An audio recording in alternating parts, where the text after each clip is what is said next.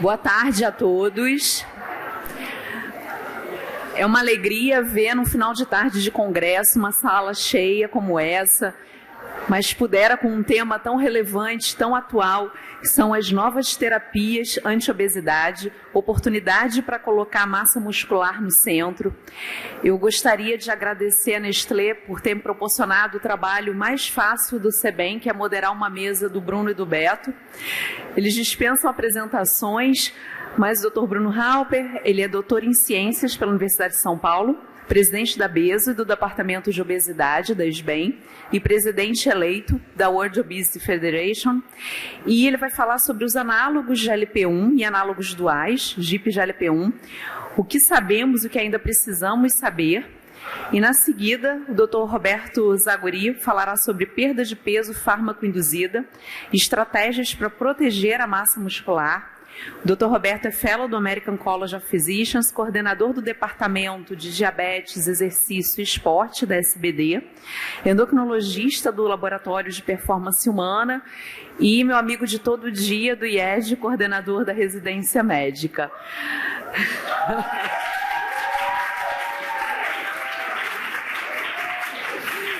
Acho que temos um público grande do IED nessa tarde. Bruno, seja bem-vindo, a palavra é sua.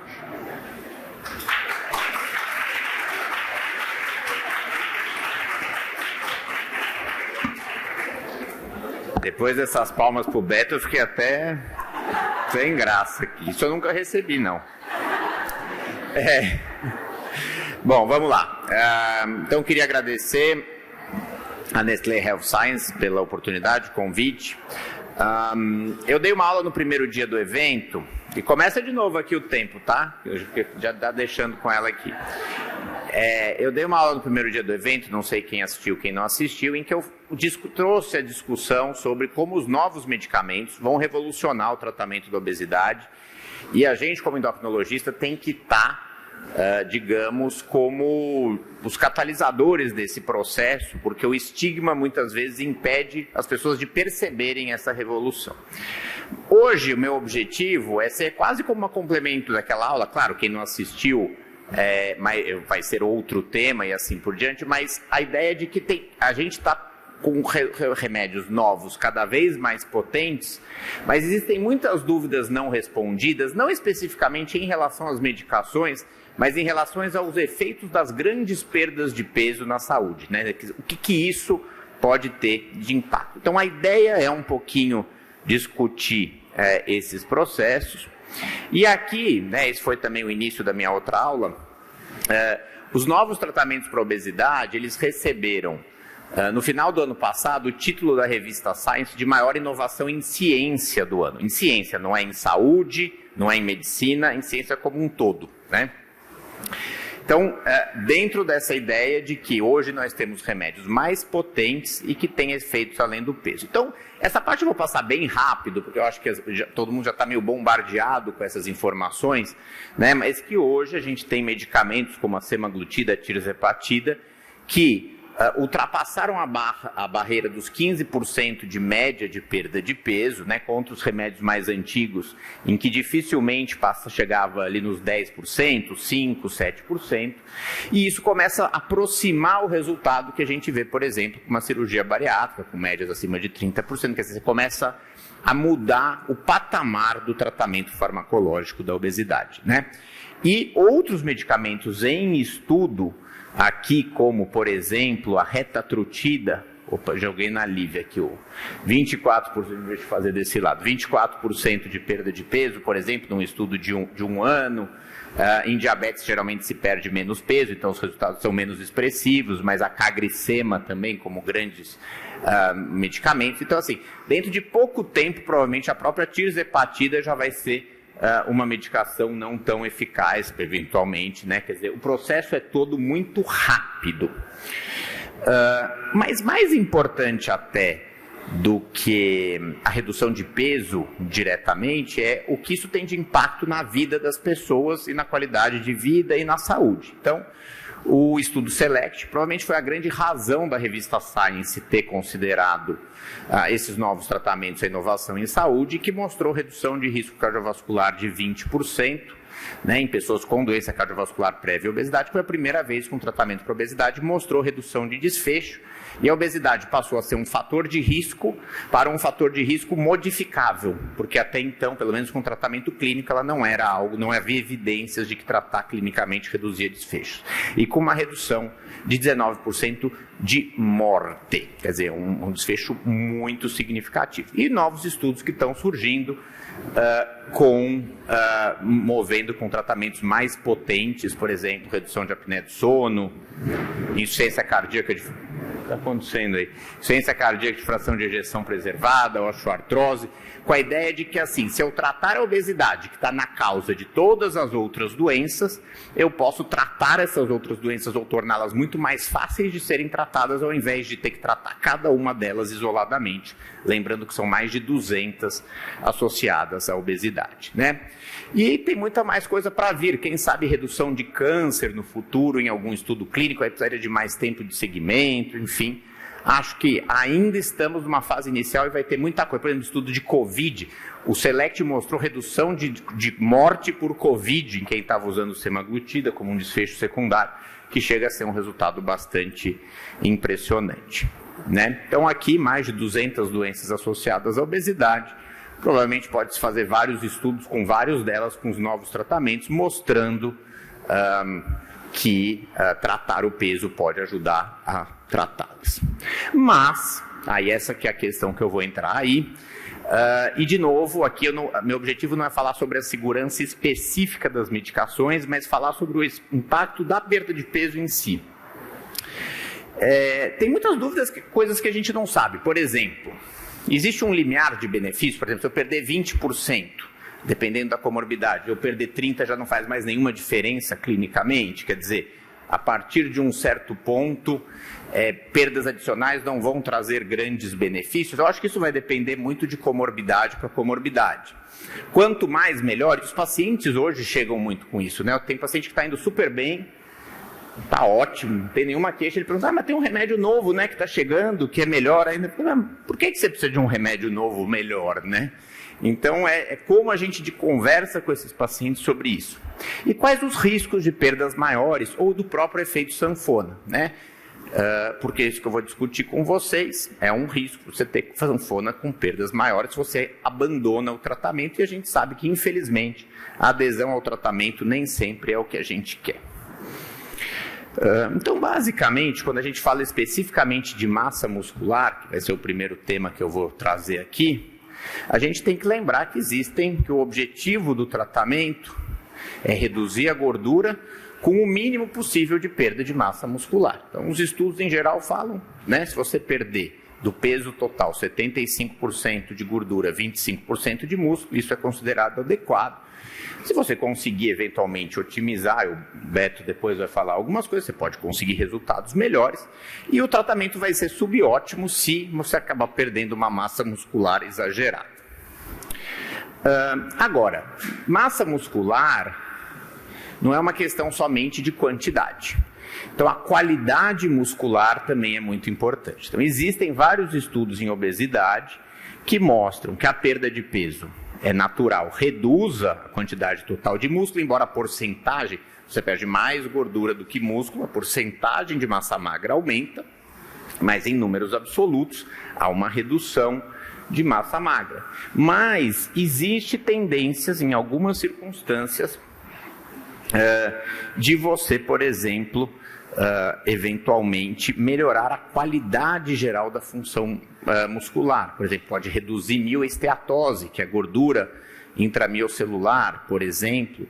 Então, mesmo perdendo massa magra, isso pode ter um efeito positivo. E talvez a gente tenha que começar a pensar mais em usar desfechos em massa muscular, como, por exemplo, grip strength, né? Para que a gente veja a força dos nossos pacientes em diversas situações. E aí, claro, se você faz exercício de resistência, você pode aumentar a massa muscular, mas meu tema não é para falar disso. Bom, Esses novos remédios levam a maiores perdas de peso. Então, assim, se você perde mais peso, isso significa que você vai perder proporcionalmente mais massa muscular? Quer dizer, de novo, em valores absolutos você vai perder mais massa muscular, mas proporcionalmente vai? Não existe uma evidência totalmente clara nesse respeito, né? Então, aqui estudos tanto em cirurgia bariátrica como em dietas de muito baixas calorias não mostram uma perda desproporcional de massa magra comparado com outras estratégias, né? Claro, cirurgia tem os seus próprios mecanismos e a dieta de muito baixas calorias vai depender da quantidade de proteína, mas pela porcentagem de perda de peso em si, não existe uma evidência clara que se você perde muito mais peso, você vai perder mais massa muscular percentualmente, tá? Esse é um estudo interessante que também avaliou velocidade de perda de peso. É um estudo do Lancet, é um estudo randomizado para diferentes velocidades de perda de peso. É um estudo muito interessante, tá? Mas não vou entrar em detalhes, mas o que ele mostra é que o grupo que foi forçado a perder mais rápido versus ao grupo que foi forçado a perder mais gradual, teve uma porcentagem de redução de massa muscular muito semelhante. Então, perder peso mais rápido também não necessariamente significa perder mais massa muscular. Mas, e aqui entra um mas importante, existem diferenças entre sobrepeso e obesidade. E eu trouxe estudos de 1975, porque esse é um conceito já antigo, que se você sai de um peso menor, né, então se você tem uma porcentagem de gordura menor, a sua porcentagem de perda de massa magra tende a ser maior, né? E aqui de novo, né, em pessoas sem obesidade, né, que aqui ainda se usava, né, falava obeso e tal, hoje a gente evita falar. Vocês podem ver aí que a porcentagem de massa magra perdida numa dieta mais restritiva é maior do que em pessoas sem obesidade. Isso tem um impacto muito grande porque a gente sabe muito bem que hoje há muita gente sem indicação de tratamento de obesidade usando essas medicações. Então, se você sai de um peso mais baixo, sim, existe uma possibilidade maior de perder uma porcentagem maior de massa muscular. E existe um conceito antigo, que é um conceito ainda pouco, digamos, alguns acreditam que isso é um mito, mas foi um estudo, foi baseado nos dados do Minnesota Study, que foi um estudo feito depois da Segunda Guerra Mundial, que pegou pessoas que tinham peso normal e colocaram em modo starvation, né? Fizeram essas pessoas passarem fome como as pessoas da época da guerra. Foi logo depois da guerra. E nesse estudo, durante esse período de perda de peso, as pessoas emagreceram, legal, perderam gordura e músculo, mas quando elas recuperaram peso, elas tiveram um ganho de gordura mais rápido do que o ganho de massa muscular.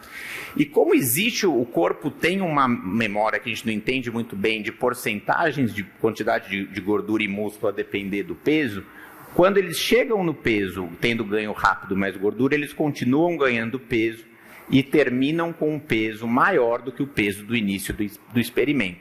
Que é aquela ideia que algumas pessoas falam que quando você para um tratamento você ganha em dobro ou você tem um efeito rebote, e que isso não existem evidências que aconteça em tratamentos da obesidade normal. Mas talvez em pessoas de peso normal que fazem dietas restritivas, esse conceito de overshoot pode ser real, digamos assim. Tá? Então isso não é uma certeza, mas é um perigo que a gente vê hoje com o uso dessas medicações por quem não tem indicação, né? Então, ok. Agora falando especificamente das medicações, da semaglutida, da tirzepatida e da ritatrutida, geralmente há pequenos subgrupos dos estudos clínicos que mostram qual é o efeito de massa magra. Então, como vocês podem ver aqui, houve lembra que eu falei 75 a 25, aparentemente com a tirzepatida foi mais ou menos isso. No STEP 1 com a semaglutida houve 39% de perda de massa magra, no estudo com a ritatrutida 33%, é uma porcentagem considerável. Houve melhora da porcentagem de gordura e músculo, né? Percentualmente, mesmo perdendo isso, houve uma melhora.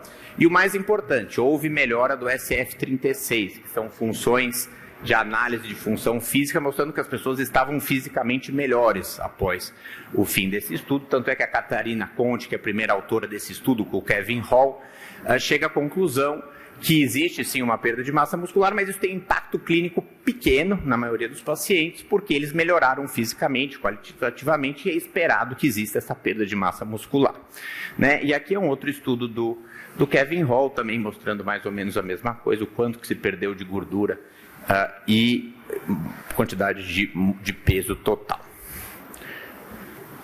Tá? Essa é uma outra revisão do Mike Mechanic, recentemente publicada, em que ele coloca já a situação sob um ponto um pouquinho mais de preocupação, visto que ao longo dos anos a gente perde 0,5% de massa magra e tanto com a semaglutida quanto com a tirzepatida, você pode perder aí 10% da quantidade total, e ele vê que isso em algumas situações pode ser menos benigno. Mas, novamente, como eu falei para vocês, aqui são os dados dos dados de função física. Eu falei um pouco isso na aula de hoje mais cedo, sobre PROMs, sobre questionários de função física de uma forma geral. Em geral, os estudos mostram melhora sobre essa circunstância. Talvez o grande ponto que a gente coloca é que não existe nenhuma evidência até o momento que o uso dessas medicações influencia a composição corporal de forma melhor ou pior do que seria esperado pela perda de peso. Quer dizer, não é que a semaglutida ou a tirzepatida vão gerar, por um mecanismo próprio da medicação, uma perda de peso, uma perda de massa muscular além do que seria esperado. Porém, existem subgrupos que são mais vulneráveis. Então, por exemplo, pacientes idosos, que a gente já sabe que tem um consumo mais baixo de proteínas, né? A gente ter esse foco em mudança de estilo de vida é fundamental. Inclusive, existe toda essa discussão que o estudo STEP 1 com a semaglutida,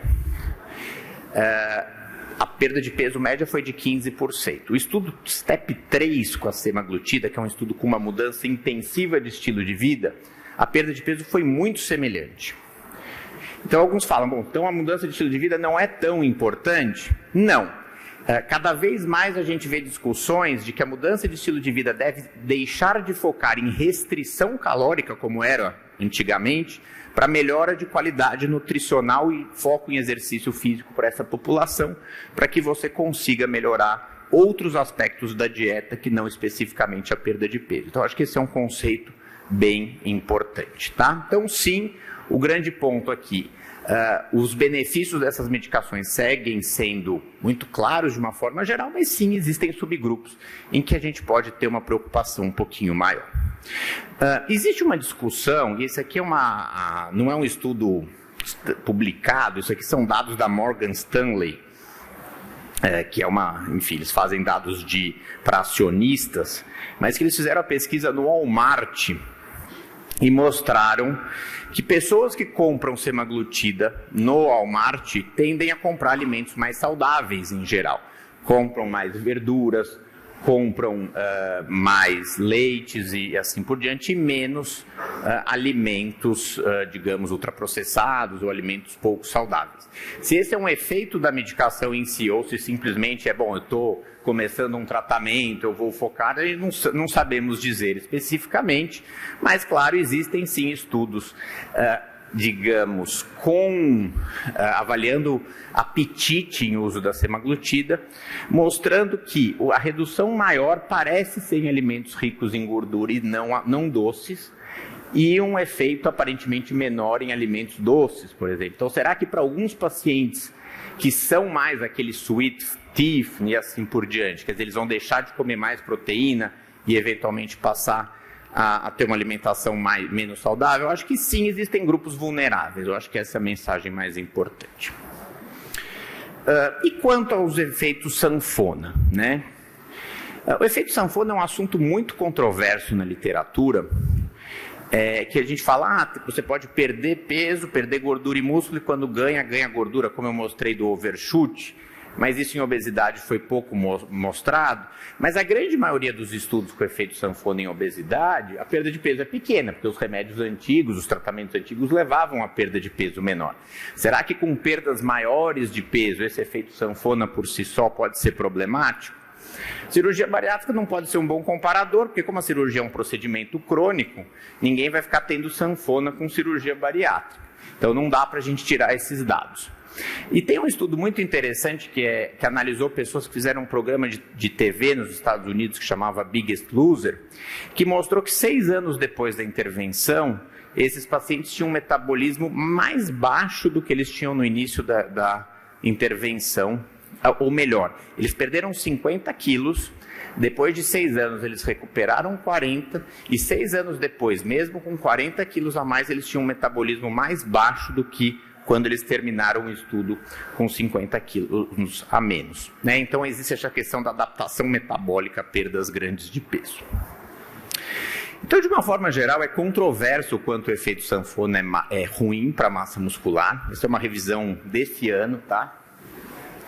Que mostra, de uma forma geral, que a gente não tem uma evidência boa de que o efeito sanfona por si só é um fator de ganho de peso e piora de massa muscular ao longo da vida. Mas, de novo, tem alguns estudos que mostram, a maioria não mostra, mas geralmente as perdas eram de 5 quilos para lá ou para cá, e não 20, como a gente pode ver com esses novos tratamentos. Então, não sabemos, a resposta é essa. Pode ser que seja um problema, pode ser que não. Claro que a gente fala para os pacientes para eles manterem o tratamento, que não é um tratamento para você parar e começar, mas esse aspecto da adesão deve ser levado em consideração. Agora eu vou falar um pouquinho de outros fatores, né, como por exemplo perda de massa óssea. Existe maior perda de massa óssea com perdas maiores de peso? E se sim, isso leva a maior risco de fratura? Vou falar bem rapidinho, tá? Mas de uma forma geral, os estudos mostram que quando você perde peso, existe sim uma redução de BMD, né? Aqui uma revisão sistemática e meta-análise. É muito pequeno, tá? O efeito, mas é significativo. Só que as perdas de peso, de novo, eram menos de 10%. Então, será que com perdas maiores poderia haver o risco de uma perda de massa óssea maior? E esse é um estudo que levanta uma dúvida muito interessante, que mostra que quando você perde peso, a massa óssea reduz, mas quando você recupera o peso, a massa óssea não volta ao que era. Então, se você tiver muitos efeitos sanfonas, você teria um risco de cada vez ir perdendo mais a porcentagem de massa muscular. Mas tem um lado bom, que existem evidências que tanto o GLP-1 como o GIP têm efeitos diretos sobre o osso. Então isso seria um problema menor com o uso dessas medicações novas, né? Então aqui é um estudo, inclusive, que analisou massa magra com GLP-1, era liraglutida no caso, mostrando que aumenta a formação óssea em mulheres com obesidade. Aqui a edição da Nestlé, desculpa, saiu errado, obesas, não é para a gente usar esse termo. Mostrando basicamente que o grupo que usou o GLP-1 tendeu a ter uma massa muscular melhor, uma massa óssea melhor do que um grupo que perdeu a mesma quantidade de peso com dieta. Então a gente também sempre fala dos efeitos colaterais e tal, que dieta, mas dieta pura também tem efeito colateral sob esse ponto de vista. E com o GIP a gente também tem evidências mais diretas de que o GIP tem um efeito direto, no osso especificamente, e poderia ajudar na formação óssea. Não foi estudado ainda com a tirzepatida de forma sistemática, mas existe uma possibilidade aí de que o GIP tenha efeitos positivos sobre o osso. Então a gente tem a preocupação da perda grande de massa óssea, mas especificamente com essas medicações nem tanto. Agora, se você perder muito peso com essas medicações e depois para, o que vai acontecer com o osso? Não sabemos, né? Má nutrição. Existe risco que uma perda grande e rápida de peso possa causar nutrição inadequada? Parece um tanto quanto óbvio que sim, a depender da alimentação do paciente, né? Então vamos lembrar que muitos pacientes com obesidade já têm deficiências de micronutrientes antes do início do tratamento. Então existe essa double burden que a gente chama de obesidade e desnutrição. Tem dados com sleeve gastrectomia mostrando redução de uma série de vitaminas. É claro que é um comparador imperfeito, porque a gente sempre há discussão sobre efeitos de desabsorção e assim por diante, mas com a sleeve gastrectomia isso é menos óbvio do que com o bypass gástrico, então dá para a gente ter alguma ideiazinha, alguma coisa nesse sentido. Então sim, é possível que ao perder peso você vai ter maior perda de vitaminas. Esse é um estudo do Christopher Gardner, que é um pesquisador, depois fez o estudo Diet Fits, ele tem um programa na Netflix, que é o dos gêmeos, Dieta dos Gêmeos, não sei se alguém viu. E é já antigo esse estudo, ele é meio esquecido, mas é interessante. Ele mostra que todas as dietas, 100%, aqui independente, sem remédio, o fato de fazer dieta para perder peso está associado a deficiências vitamínicas, né? Então, se você fizer uma dieta low carb, você vai ter deficiência de algumas vitaminas. Se você fizer uma dieta Zone ou Ornish low fat, que é considerada uma dieta mais balanceada, você vai ter deficiência de algumas vitaminas. Claro que a depender da dieta vai ser uma ou outra, mas então sim, é praticamente certo que se você perde 15, 20%, alguma coisa vai acontecer. A gente vê isso na prática, e inclusive eu acho que isso vai ter que depois levar a consideração se não existam situações que a gente vai ter que fazer reposição de vitaminas, como a gente faz em alguns casos pós-cirurgia bariátrica. Então, basicamente, a minha parte foi para discutir isso, né? Então, os novos medicamentos estão revolucionando o tratamento da obesidade, ninguém quer dizer que não, e eu sou um dos maiores, entusiastas da gente entender esse momento que estamos vivendo, mas a rapidez da mudança nos deixa com muitas dúvidas não respondidas, né? Principalmente sobre os efeitos de perdas maiores de peso. E investigar os efeitos em composição corporal é de suma importância para a gente evoluir no conhecimento e saber que são bons medicamentos, mas sim, podem existir problemas. Tá? Vou passar a palavra para o Beto. Muito obrigado.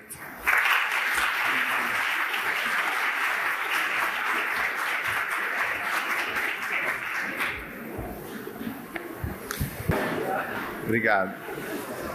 Já é difícil falar depois do Bruno. Se me deixarem sem slide, fica impossível. Muito bem, então vamos pensar um pouquinho juntos aqui em estratégias para a gente proteger a massa muscular desse paciente que vai usar um análogo de GLP-1 ou um análogo dual e futuramente um triagonista. Aqui estão os meus conflitos de interesse. E eu vou colocar aqui uma frase que é muito mais provocativa do que qualquer outra coisa. Eu não quero que ninguém se apegue com unhas e dentes nessa frase, que é uma frase poderosa, de efeito, e está aí muito mais para a gente pensar juntos. Ela é perigosa. Por que ela é perigosa? Porque a gente tem hoje somente 2% do total de pessoas que convivem com obesidade recebendo terapia farmacológica. Então, a nossa missão é muito mais prescrever medicamentos anti-obesidade do que desprescrever, tá? Mas, dito isso, as terapias baseadas em incretina, segundo esse autor que vocês estão vendo aí, elas geram, em média, uma perda de 10% na massa magra, que é diferente de massa muscular. E isso dá, em número absoluto, em torno de 6 quilos, o que seria equivalente a uma década de envelhecimento. Mas, como eu falei, cuidado, essa frase é perigosa nas mãos de pessoas mal intencionadas. Isso pode ser um super tiro no pé. O Bruno mostrou esse dado, eu vou repetir. A gente tem aqui em amarelo a perda de massa de gordura e em cinza a perda de massa livre de gordura. Mais uma vez, massa livre de gordura é diferente de massa muscular. Então, com as 3 principais medicações que a gente está discutindo hoje, vamos começar vendo a semaglutida, que gera ali, do total de peso perdido, daquele total que foi perdido, 39% é perda de massa livre de gordura. Retatrutida, 33% e Tirzi, 25%. Zaguri, então entendi. Então, o melhor é o que está de verde, a Tirzi é a melhor. Em segundo lugar, em amarelo, é a retatrutida e o pior é a sema. Errado, porque aqui são dados obtidos de estudos diferentes, não são estudos de comparação cabeça a cabeça, tá? Então, mais um dado que é perigoso, a gente precisa ter cuidado, e mais uma vez, a gente pode colocar aí como uma regra geral que mais ou menos 50% da massa livre de gordura é massa muscular. Então, chegando no meu ponto, a gente está aqui para falar de estratégias de proteção da massa muscular quando da introdução de um análogo de GLP-1. Começando pelo óbvio, exercício de musculação. Em segundo lugar, pensar melhor a dieta do paciente, uma dieta mais proteica, mais customizada para aquele paciente, pode ajudar. Alguns suplementos nutricionais, whey, creatina, HMB, talvez, botei um ponto de interrogação aqui, porque ontem eu não botei esse ponto de interrogação, e aí na internet os meus haters já estão, tá vendo, sabia que ele era ruim. Eu entendo que haja controvérsias aqui com relação ao HMB, então não vamos discutir ele hoje, e as terapias exercício-miméticas, que eu vou dedicar um pouquinho no final. E claro, a gente está aqui no simpósio da Nestlé, a gente viu aí na aula do Bruno que talvez haja muito mais do que um motivo para a gente usar um suplemento pronto na hora que a gente trata uma pessoa com obesidade que está usando um análogo. Não só para proteger a massa muscular, mas para proteger a massa óssea e para entregar vitaminas que podem vir a faltar, como ele mostrou. Qualquer dieta pode acabar gerando uma deficiência nutricional. A primeira grande estratégia de proteção da massa muscular não estava naquele slide anterior, é essa aí. É uma seleção mais apropriada do paciente que vai utilizar a medicação. Então, para quem você está prescrevendo medicação, importa.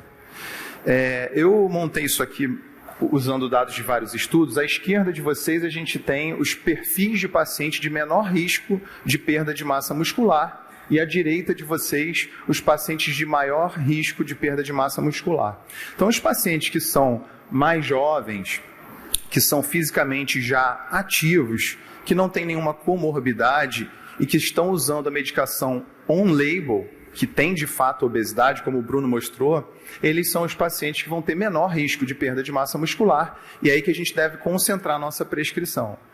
E no outro extremo, os pacientes mais velhos, os pacientes sedentários, com comorbidades, que estão saindo recentemente de um período de hospitalismo, pacientes com sarcopenia ou pré-sarcopenia e que estão usando off-label a medicação. Eu deixei para o final aqui de propósito esses dois pontos aqui. Por incrível que possa parecer, sim, as mulheres têm um menor risco de perda de massa muscular quando elas perdem peso de forma mais expressiva, tá? A gente tende a pensar o contrário, mas o que a literatura mostra é mais ou menos nesse sentido. Então, aqui dois exemplos, né? Um no extremo e outro no outro extremo. Vocês estão vendo ali um paciente de 28 anos, com obesidade grau 3, sem nenhuma comorbidade, e que já faz musculação 3 vezes por semana. É um ótimo perfil para usar a medicação. E no outro lado, um indivíduo de 72 anos, com obesidade sarcopênica, com glicada de 8,5%. A gente sabe como que a hiperglicemia come músculo de forma veloz. Então é importante controlar a hiperglicemia, porque senão realmente vai embora muito músculo junto, tá? E aí no meio a gente tem os casos cinza, né? Aqueles pacientes que a gente não sabe muito bem como vão responder em termos de massa muscular. Então, para todo mundo, a gente vai lançar mão das estratégias de mitigação. Trouxe aqui para vocês uma meta-análise que não é exatamente nesse cenário que a gente está discutindo hoje, mas é um cenário que ajuda a construir o raciocínio, que é uma meta-análise, como vocês estão vendo aí em roxo, que analisou se o exercício de musculação ele previne a perda de massa muscular induzida por restrição calórica em pessoas obesas já na terceira idade. Esse trabalho compilou um total de 6 estudos randomizados e a intervenção foi musculação 3 vezes por semana nesse período de 12 a 24 semanas. Em verde, vocês vão ver a restrição calórica pura e em amarelo, restrição calórica combinada com exercício de musculação. Primeiro, do ponto de vista de perda de peso e depois do ponto de vista de perda de massa de gordura. Vejam que quando você adiciona a musculação em amarelo, você tem uma perda de peso um pouquinho menor e uma perda de massa de gordura também um pouquinho menor. No entanto, você consegue frear a perda de massa livre de gordura em 93%. E vejam, mais uma vez, a gente aqui tem uma intervenção simples. Foram 3 sessões de musculação. Isso já foi suficiente nessa meta-análise para proteger a massa muscular. Mais uma vez, botei isso no meu Instagram, os haters vieram em cima.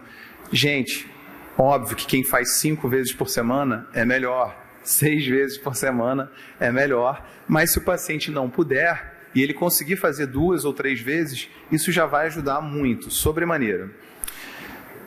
Vou botar um videozinho aqui provocativo para vocês. Pensem um pouquinho, por que será que esse vídeo está aqui, ó?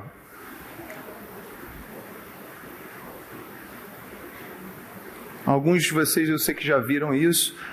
Quem quer opinar? O que será que esse vídeo está aqui, gente?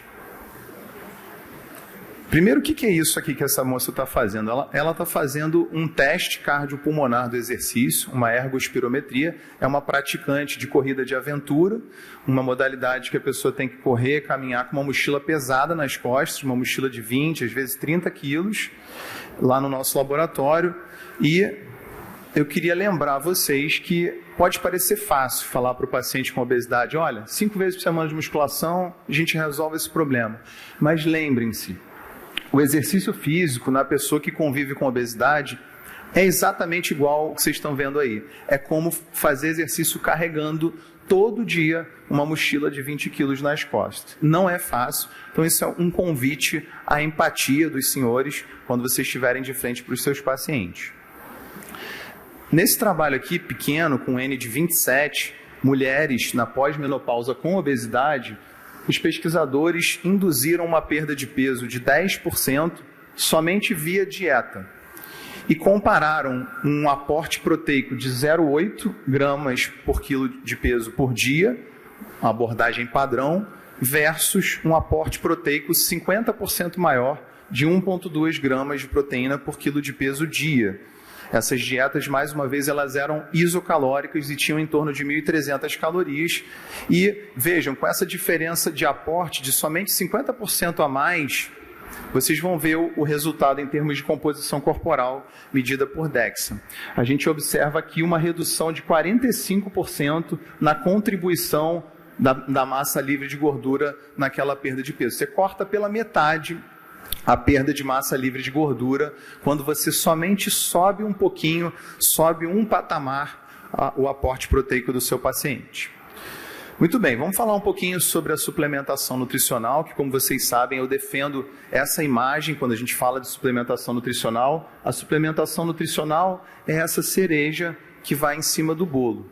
O bolo é exercício, é um estilo de vida saudável, é alimentação. Ninguém vai usar só a suplementação nutricional. A gente vai falar aqui já do Nutrem Control. Então a gente nunca vai usar o Nutrem Control sozinho. Ele vai ser sempre essa cerejinha aqui em cima do bolo. Então, começando falando sobre a creatina, eu trouxe uma meta-análise. Mais uma vez, não é exatamente nesse cenário de uso de análogos de GLP-1, mas em indivíduos idosos. E ela analisa o efeito, o impacto sobre a massa livre de gordura, num total de 20 trabalhos, follow-up chegando a 1 ano de acompanhamento, creatina mais exercício físico versus placebo mais exercício físico. E vejam, mais uma vez, a intervenção nesses idosos aqui era de 2 a 3 vezes por semana somente de exercício. Esses estudos, eles mesclavam pacientes com e sem sarcopenia, doses maiores de 5 gramas e doses menores de 5 gramas da creatina, fazendo ou não fazendo aquela primeira fase de carregamento e testando o uso diário, inclusive nos dias sem treino, e também testando o uso somente nos dias de treino, que não é a estratégia recomendada de forma usual, mas que vejam, existem sim trabalhos que fazem dessa forma, quando o objetivo é funcionalidade, preservação de massa muscular, e não no cenário do indivíduo jovem pensando em composição corporal. E aqui a gente observa então um ganho de 1,2 quilos de massa magra em idosos fazendo poucas sessões de musculação por semana. Então, sim, a creatina me parece uma estratégia razoável nesse cenário que a gente está discutindo hoje. E para a gente fechar, eu queria falar um pouquinho sobre o Nutrem Control, que é esse suplemento pronto para consumo, né? A gente usa esse termo RTD, Ready to Drink. Existe também em pó, numa lata, fica mais em conta, né? A vantagem é o custo, mas eu recomendo que todos tentem utilizar a garrafinha por conta da praticidade. Praticidade é algo fundamental para os nossos pacientes, isso está muito atrelado, anda de mão dada com a adesão. O Nutrem Control tem essa característica que eu vou mostrar para vocês. Cada garrafinha tem 200 ml e é um total mais ou menos de 200 calorias. quer dizer, uma densidade calórica de 1 quilocaloria por ml, e tem essa distribuição de macronutrientes. Eu vou simplificar para vocês: 30, 30, 40. 30% de carbo, 30% de proteína e 40% de lípidos, mais ou menos. Ninguém precisa decorar esses números quebrados. São 15 gramas de proteína, e aí faz sentido nesse cenário que a gente está discutindo, o uso de análogos de GLP-1. A gente tem mais ou menos 15 gramas de carbo, 4 gramas de fibra, temos também vitamina D nessa dosagem, 132 unidades. A gente viu aí que a perda de peso de maior monta, ela come osso junto, então faz sentido que tenha vitamina D aqui. Aí para gravar aqui, pessoal, em vez de ser 1, 2, 3, é 1, 3, 2 unidades de vitamina D. E os edulcorantes são esses que vocês estão vendo aí, existem nos sabores chocolate e baunilha. Eu vou mostrar então um caso clínico real, que vocês vão ver aí já já como é que é. Esse indivíduo aqui tem 38 anos, tem obesidade grau 1 e tem essas comorbidades: pré-diabetes, hipertensão, doença hepática gordurosa metabólica e hipotireoidismo primário. E eu indiquei para ele a SEMA 2.4 e, em paralelo, como a gente falou, para todo mundo, exercício de musculação 3 vezes por semana. Eu indiquei mais vezes, mas ele aderiu somente a 3 sessões por semana. E a gente prescreveu no Trem Control 2 garrafinhas por dia. Uma no café da manhã, substituindo o café da manhã como um substituto de refeição, e uma no jantar. Um total, portanto, de 30 gramas de proteína por dia. E aqui vocês vão ver a evolução de composição corporal dele após 4 meses. A gente observa uma redução de 13 quilos, redução de 6% no percentual de gordura, redução de 11 quilos na massa de gordura, e a gente conseguiu controlar a perda de massa muscular. Ele perdeu 1 quilinho aqui de massa muscular por um total de quase 13 quilos de perda de peso, ou seja, menos de 10% do peso perdido foi de massa muscular, né? Vale lembrar que o Nutrem Control ele também é uma estratégia para acelerar a perda de peso, não só para controlar a massa muscular, não só para entregar vitamina D e proteger o osso, não só para entregar vitaminas que podem faltar numa dieta mais restritiva, mas também para acelerar a perda de peso. E eu também diria que para controlar um pouquinho esse pré-diabetes aqui. Aqui está a avaliação antropométrica que foi feita por plicometria. A nossa nutricionista que está com a gente nesse caso, ela tem nível 2 da ISAC, né? Então é uma avaliadora muito competente.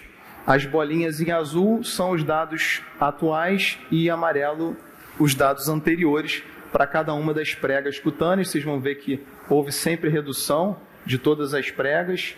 As diferenças estão aqui, em especial houve redução da prega abdominal, evidentemente. E olhando a composição corporal pré e pós-intervenção, SEMA 2.4 mais 2 garrafinhas dia de Nutrem Control, a gente observa o seguinte: do ponto de vista de massa adiposa, houve uma redução de 35% para 30% na massa adiposa, e na massa muscular houve um aumento relativo de 33% para 37%. Zaguri, ele ganhou massa muscular? Não, ele perdeu, vocês viram ali, ele perdeu 1 quilo mais ou menos de massa muscular. Mas como ele perdeu muito mais gordura, a relação, a distribuição, a proporção melhora. Então não é que não haja perda de massa muscular, mas ela é muito menor do que a perda de gordura. E para fechar, eu estou trazendo esse artigo do Medscape. Quem me indicou essa leitura foi o Ricardo, meu amigo. Ele já não está mais aqui, meu parceiro aí da medicina, mas vejam o título: Perdendo massa muscular com análogos de GLP-1. Talvez haja uma droga para isso, talvez haja uma medicação para isso. Então a gente sabe que existem vários medicamentos exercício-miméticos que vão ser lançados nos próximos anos. O mais conhecido de todos é o bimagrumab, um anticorpo monoclonal anti-miostatina, que, vejam, é um mecanismo de ação que vem se repetindo em outras drogas dessa mesma família. E a gente tem também perspectivas futuras para os SARMs, moduladores seletivos do receptor androgênicos, que são drogas de uso oral. Parêntese, pessoal, estamos falando aí do enobosarm, Não quero que ninguém saia daqui manipulando enobosarm. Não é isso a mensagem. Eu só quero que todos estejam de anteninha ligada com relação às pesquisas com essa medicação. Aqui um estudo em modelo animal que ficou bem famoso com o bimagrumab. Então vejam que o uso da semaglutida pura gera essa perda de massa livre de gordura, e semaglutida com bimagrumab você controla um pouco a perda de gordura. E vejam o bimagrumab puro, a perda de músculo, perdão. E o bimagrumab puro, você gera um ganho de massa muscular. Isso é tão importante, não sei se vocês têm noção, que a Lilly, né, uma das empresas dona da tirzepatida, comprou o laboratório que era o dono do bimagrumab por essa quantia que vocês estão vendo aí, 2 bilhões de dólares. Então, o bimagrumab vai ser uma droga da Lilly futuramente. Aqui o estudo que eu citei com o enobosarm se chama estudo Quality. Ele ainda está aberto para recrutamento, mas a ideia é que ele tenha um total de 150 pacientes com obesidade, e os pacientes vão ser randomizados para placebo ou para essas duas opções de dose de enobosarm, 3 mg por dia ou 6 mg por dia. São 4 meses de follow-up, e o endpoint primário vai ser a lean mass avaliada por DEXA. Então, para fechar aqui dentro do meu tempo, eu queria fazer uma propaganda da minha preceptoria de endocrinologia esportiva, dia 23 de novembro, lá no Rio de Janeiro, totalmente prático. Quem tiver interesse, só fotografar aí o QR Code. Muito obrigado.